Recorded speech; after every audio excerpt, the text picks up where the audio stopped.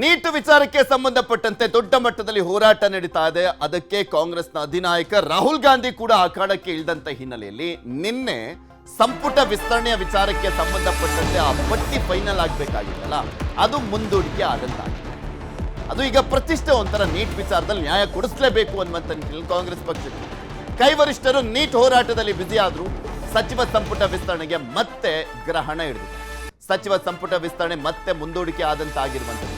ನಿನ್ನೆ ಪಟ್ಟಿ final ನಿರೀಕ್ಷೆಯಲ್ಲಿದ್ರು CM ಅವರೇ ಮಾತನಾಡಿದ್ರು. ನಾಳೆ ಮಾಡಬೇಕಾಗಿತ್ತು ಸಂಪುಟ ವಿಸ್ತರಣೆ, ಆದರೆ ಇಲ್ಲಿ ಏನಾಯಿತು ಅನ್ನುವಂಥದ್ದು ನಿಮ್ಗೆ ಗೊತ್ತಿದೆ ಅಂತ ಹೇಳ್ತಾರೆ. ಇದು ಲೋಕಭವನದಲ್ಲಿ ಪ್ರಮಾಣಕ್ಕೆ ಆಗಿತ್ತು ಸಿದ್ಧತೆ. ರಾಹುಲ್ ಗಾಂಧಿ ನೀಟ್ ಪ್ರತಿಭಟನೆಯಲ್ಲಿ ಬ್ಯುಸಿ ಆದಂಥ ಹಿನ್ನೆಲೆಯಲ್ಲಿ ಈಗ ಆ ಒಂದು ಪಟ್ಟಿ ಫೈನಲ್ ಮಾಡುವಂತಹ ವಿಚಾರಕ್ಕೆ ಸಂಬಂಧಪಟ್ಟಂತೆ ನಡೀಬೇಕಾಗಿದ್ದಂಥ ಮೀಟಿಂಗ್ಗಳು ಮುಂದೂಡಿಕೆ ಆಗಿದೆ. ಸಂಪುಟ ವಿಸ್ತರಣೆ ಸಭೆ ಮತ್ತೆ ಮುಂದೂಡಿರುವಂಥದ್ದು. ವರಿಷ್ಠರು ಜುಲೈ 25ರ ಬಳಿಕ ಸಭೆ ಸೇರಿ ಚರ್ಚಿಸುವಂತ ಸಾಧ್ಯತೆ ಇದೆ. ಇಂದು ಬೆಂಗಳೂರಿಗೆ ಸಿಎಂ ಮತ್ತು ಮಾಜಿ ಸಿಎಂ ವಾಪಸ್ ಆಗ್ತಾ ಇದ್ದಾರೆ. ನಿನ್ನೆ ಪ್ರತಿಭಟನೆಯಲ್ಲೂ ಕೂಡ ಭಾಗಿಯಾಗಿದ್ರು ಮುಖ್ಯಮಂತ್ರಿಗಳು. ಎಲ್ಲೋ ಒಂದ್ ಕಡೆ ಅಟ್ಲೀಸ್ಟ್ ಇವತ್ತಾದ್ರೂ ಚರ್ಚೆ ಆಗಬಹುದಾ ಅನ್ನುವಂಥ ನಿರೀಕ್ಷೆಯಲ್ಲಿದ್ರು. ಬಟ್ ಇಂತಹ ಸಂದರ್ಭದಲ್ಲಿ ಚರ್ಚೆ ಮಾಡ್ಲಿಕ್ಕೆ ಆಗುತ್ತಾ ಇಲ್ಲ. ರಾಹುಲ್ ಗಾಂಧಿ ಅವರು ಯಾವ ರೀತಿಯ ಪ್ರತಿಭಟನೆಯಲ್ಲಿ ಧುಮುಕಿದ್ರು, ಅವ್ರಿಗೂ ಕೂಡ ಗಾಯಗಳಾಗಿತ್ತು. ಅದಾದ್ಮೇಲೆ ಇದನ್ನ ಕಾಂಗ್ರೆಸ್ ಎಷ್ಟರ ಮಟ್ಟಿಗೆ ಈ ಹೋರಾಟದ ಕಿಚ್ಚನ್ನ ಜಾಸ್ತಿ ಮಾಡ್ತಾ ಇದೆ ಗೊತ್ತಿರುವಂತ ವಿಚಾರ. ಸಂಪುಟ ವಿಸ್ತರಣೆ ಸಂಬಂಧ ಭಾರಿ ಹಗ್ಗ ಜಗ್ಗಾಟ. ಕೆ.ಸಿ. ವೇಣುಗೋಪಾಲ್ ಖರ್ಗೆ ಜೊತೆ ರಾಜ್ಯ ನಾಯಕರು ಚರ್ಚೆ. 4 ಸ್ಥಾನ ಮಾತ್ರ ಹಿರಿಯರಿಗೆ ಅಂತ ಹೇಳಿದ್ರಂತೆ. ಅದಕ್ಕೆ ಬೇಸರ ಅಂತ ಹೇಳಲಾಗ್ತಾ ಇದೆ. 20 ಸ್ಥಾನ ಖಾಲಿ ಇರೋದು, ಅದರಲ್ಲಿ ಒಂದು 17ರಿಂದ 18 ಫಿಲ್ ಮಾಡಿ ಒಂದು 2 ಖಾಲಿ ಬಿಡಬೇಕು ಅಂತ ಅನ್ಕೊಂಡಿದ್ದಾರಂತೆ. ಅದರಲ್ಲಿ ಒಂದು 4 ಜನಕ್ಕೆ ಮಾತ್ರ ಹಿರಿಯರಿಗೆ ಅಂತ. ಹಿರಿಯರು ಅಂದ್ರೆ ಯಾವ ಲೆಕ್ಕದಲ್ಲಿ ಪರಿಗಣನೆ ಮಾಡ್ತಾ ಇದ್ದಾರೋ ಗೊತ್ತಿಲ್ಲ. ಅಂದ್ರೆ 5-6 ಬಾರಿ ಗೆದ್ದಂಥವ್ರನ್ನ ಹಿರಿಯರು ಅಂತ ಪರಿಗಣನೆನ, ಅಥವಾ ಈಗ ಆಲ್ರೆಡಿ ಸಾಕಷ್ಟು ಬಾರಿ ಕಾಂಗ್ರೆಸ್ ಸರ್ಕಾರ ಬಂದಂತಹ ಸಂದರ್ಭದಲ್ಲಿ ಸಚಿವರಾಗಿದ್ದಂಥವ್ರನ್ನ ಹಿರಿಯರು ಅಂತ ಕನ್ಸಿಡರ್ ಮಾಡಲಾಗ್ತಾ ಇದೆ, ಅಥವಾ ಯಾವ ರೀತಿಯಾಗಿ ಗೊತ್ತಿಲ್ಲ. ರಾಜ್ಯ ನಾಯಕರ ಒತ್ತಡಕ್ಕೆ ಮಣಿದಿರುವಂತದ್ದಂತೆ ಸಂಧಾನ ಸೂತ್ರ ರೆಡಿಯಾಗಿದೆಯಂತೆ. 20ರಲ್ಲಿ 6 ಸ್ಥಾನ ಹಿರಿಯರಿಗೆ ನೀಡಲಿಕ್ಕೆ ಸಮ್ಮತಿಯಂತೆ. ಆದ್ರೆ ಹಿರಿಯರ ಆಯ್ಕೆ ಅಧ್ಯಕ್ಷ ಖರ್ಗೆ ಅವರ ಹೆಗಲಿಗೆ ಅಂತ ಹೇಳಲಾಗ್ತದೆ. ಈ 6 ಜನ ಮಾತ್ರ ಅಂತ ಹೇಳಿದಿರಲ್ವಾ, ಆ 6 ಜನ ನೀವೇ ಸೆಲೆಕ್ಟ್ ಮಾಡಿ ಯಾರು ಅನ್ನುವಂಥದ್ರ ಬಗ್ಗೆ ಅಂತ ಮಲ್ಲಿಕಾರ್ಜುನ್ ಖರ್ಗೆ ಅವರ ಹತ್ರ ಹೇಳ್ಕೊಂಡಿದ್ದಾರಂತೆ ರಾಜ್ಯದ ನಾಯಕರು, ಸಿಎಂ, ಮಾಜಿ ಸಿಎಂ, ಕೆಪಿಸಿಸಿ ಅಧ್ಯಕ್ಷರು. ಸಂಪುಟ ವಿಸ್ತರಣೆ ಯಾವಾಗ ಅನ್ನುವಂಥ ಪ್ರಶ್ನೆಗೆ ಉತ್ತರ ಯಾವಾಗ ಸಿಗುತ್ತೋ ಗೊತ್ತಿಲ್ಲ. ಈಗ ಜುಲೈ 25 ಅಂತ ಹೇಳಲಾಗ್ತಾ ಇದೆ. ಸಂಸತ್ ಅಧಿವೇಶನ ಬೇರೆ ನಡೀತಾ ಇದೆ, ದೊಡ್ಡ ಕೋಲಾಹಲ ನಡೀತಾ ಇರುವಂಥದ್ದು. ಇಂತಹ ಸಂದರ್ಭದಲ್ಲಿ ರಾಹುಲ್ ಗಾಂಧಿ ಸಮಯಾವಕಾಶ ಕೊಟ್ಟು ಅದನ್ನ ಪಟ್ಟಿ ಫೈನಲ್ ಮಾಡಲಿಕ್ಕೆ ಸಮಯ ಕೊಡ್ತಾರಾ ಅನ್ನುವಂಥದ್ದು ಕೂಡ ಒಂದು ಕುತೂಹಲ ಇದೆ.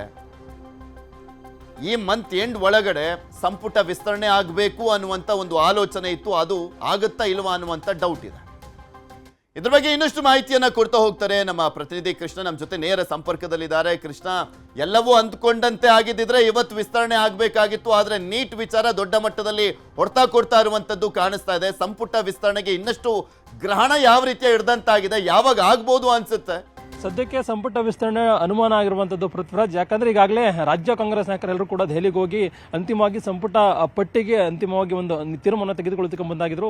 ಯಾವಾಗ ಹೈಕಮಾಂಡ್ ನಾಯಕರು ಸಭೆಯನ್ನ ಮಾಡಲಿಲ್ಲ. ಯಾಕಂದ್ರೆ ಈಗಾಗಲೇ ನೀಟ್ ಪರೀಕ್ಷೆ ಅನ್ನೋ ಒಂದು ವಿಚಾರ ದೊಡ್ಡ ಮಟ್ಟದ ಗೊಂದಲ ಇದೆ. ಹಾಗಾಗಿ ಪ್ರತಿಭಟನೆ ಕೂಡ ವ್ಯಕ್ತವಾಗ್ತಾ ಇದೆ. ಪ್ರತಿಭಟನೆಯಲ್ಲಿ ರಾಹುಲ್ ಗಾಂಧಿ ಮತ್ತೆ ಪ್ರಿಯಾಂಕಾ ಗಾಂಧಿ ಮತ್ತೆ ವೇಣುಗೋಪಾಲ್ ಎಲ್ಲರೂ ಕೂಡ ಭಾಗವಹಿಸಿದ್ರು. ಇಂತಹ ಸಂದರ್ಭದಲ್ಲಿ ನಿನ್ನೆ ನಡೆಯಬೇಕಾದಂತಹ ಸಭೆ ಕೂಡ ಮುಂದೂಡಿಕೆ ಆಗಿದೆ. ಆ ಕಾರಣಕ್ಕೋಸ್ಕರವಾಗಿ ಈಗ ಸಂಪುಟ ವಿಸ್ತರಣೆ ಸಂಬಂಧಪಟ್ಟಂತೆ ರಾಜ್ಯ ಕಾಂಗ್ರೆಸ್ ನಾಯಕರು ಏನು ಚರ್ಚೆ ಮಾಡೋದಕ್ಕೆ ಹೋಗಿದ್ರು. ಈಗ ಹೈಕಮಾಂಡ್ ನಾಯಕರು ಪ್ರತಿಭಟನೆಯ ಗಮನ ಇರತಕ್ಕಂಥ ಒಂದು ಸಂದರ್ಭದಲ್ಲಿ ಈಗ ಸಚಿವ ಸಂಪುಟ ವಿಸ್ತರಣೆ ಸಂಬಂಧಪಟ್ಟಂತೆ ಯಾವುದೇ ರೀತಿಯ ತೀರ್ಮಾನ ಕೈಗೊಂಡಿಲ್ಲ. ಆ ಕಾರಣಕ್ಕೋಸ್ಕರವಾಗಿ ಈಗ ಮುಖ್ಯಮಂತ್ರಿ ಡಿ ಕೆ ಶಿವಕುಮಾರ್ ಅವರು ಮಧ್ಯಾಹ್ನ ಬೆಂಗಳೂರಿಗೆ ಬರ್ತಾ ಇದ್ದಾರೆ. ಎಂದಿನಂತೆ ತಮ್ಮ ದಿನಚರಿ ಕಾರ್ಯಕ್ರಮದಲ್ಲೂ ಕೂಡ ಈಗಾಗಲೇ ಭಾಗಿಯಾಗೋದಕ್ಕೂ ಕೂಡ ಮುಂದಾಗಿರುವಂತದ್ದು.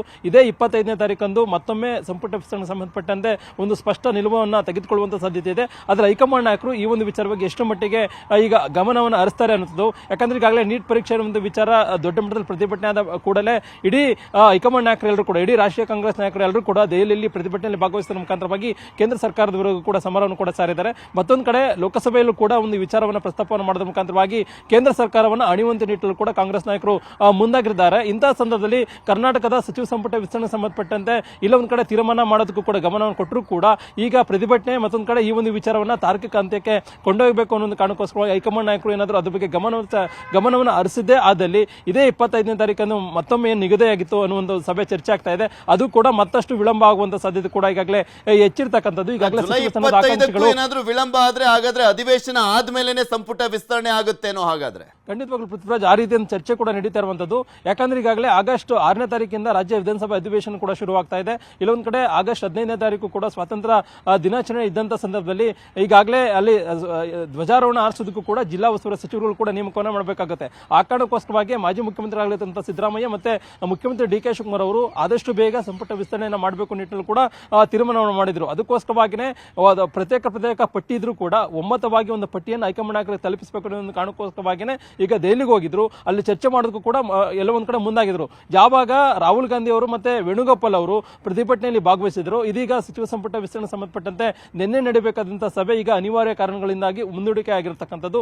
ಆ ಕಾರಣಕ್ಕೋಸ್ಕರವಾಗಿ ಏನಾದರೂ ಇದೇ ರೀತಿಯಾಗಿ ರಾಷ್ಟ್ರೀಯ ಮಟ್ಟದಲ್ಲಿ ನೀಟ್ ಪರೀಕ್ಷೆ ವಿಚಾರವಾಗಿ ದೊಡ್ಡ ಮಟ್ಟದ ಪ್ರತಿಭಟನೆಗಳು ಇನ್ನೂ ಕೂಡ ಮುಂದುವರಿದಾದಲ್ಲಿ ಸಂಸತ್ತಲ್ಲೂ ಕೂಡ ಒಂದು ವಿಚಾರ ಏನಾದರೂ ತೀವ್ರ ಸ್ವರೂಪವನ್ನು ತೆಗೆದುಕೊಂಡದೇ ಆದಲ್ಲಿ ಎಲ್ಲ ಒಂದ್ ಕಡೆ ಸಚಿವ ಸಂಪುಟ ವಿಸ್ತರಣೆ ಅನ್ನುವಂಥದ್ದು 25ನೇ ತಾರೀಕಿಗೆ ನಿಗದಿಯಾಗಿತ್ತು. ಅದು ಕೂಡ ಮತ್ತೊಮ್ಮೆ ಮುಂದೂಡಿಕೆ ಆಗುವಂತ ಸಾಧ್ಯತೆ ಇದೆ. ಅದೇನಿದ್ರು ಕೂಡ ಸಚಿವ ಸ್ಥಾನದ ಆಕಾಂಕ್ಷಿಗಳು ದೆಹಲಿಯಲ್ಲಿ ಬಿಡುಬಿಟ್ಟಿದ್ದಾರೆ. ಇವತ್ತಾಗಬಹುದು, ನಾಳೆ ಆಗಬಹುದು ಅನ್ನೋ ನಿಟ್ಟಿನಲ್ಲಿ ಕೂಡ ಕಾಯ್ತಾ ಇದ್ದಾರೆ. ಆದ್ರೆ ಹೈಕಮಾಂಡ್ ನಾಯಕರು ಈ ಒಂದು ವಿಚಾರದಲ್ಲಿ ಯಾವಾಗ ಮನಸ್ಸನ್ನ ಮಾಡ್ತಾರೆ, ಆವಾಗ ಈಗ ನಿರ್ಧಾರ ಆಗುವಂತದ್ದು. ಪೃಥ್ವಿರಾಜ್, ಓಕೆ, ನೋಡೋಣ ಏನೇನಾಗುತ್ತೆ ಅಂತ. ಧನ್ಯವಾದ ಕೃಷ್ಣ ನಿಮ್ಮೆಲ್ಲ ಮಾಹಿತಿ.